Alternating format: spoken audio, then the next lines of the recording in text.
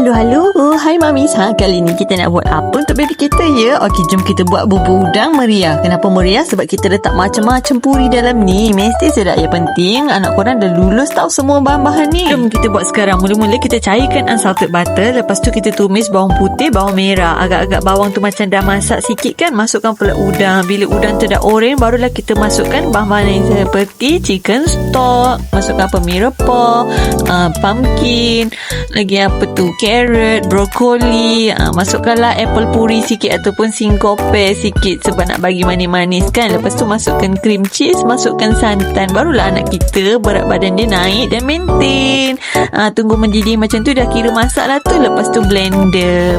Lepas tu campurkanlah dengan nasi. Kalau korang nak masuk bubur nasi dulu pun tak ada masalah. Aira lagi suka buat macam ni. Masak asing lagi senang nak supuk. Cubalah tahu. Kalau korang bagi anak korang confirm berselera dia orang makan. Habiskan dalam masa 3 hari. Selamat mencuba Mami.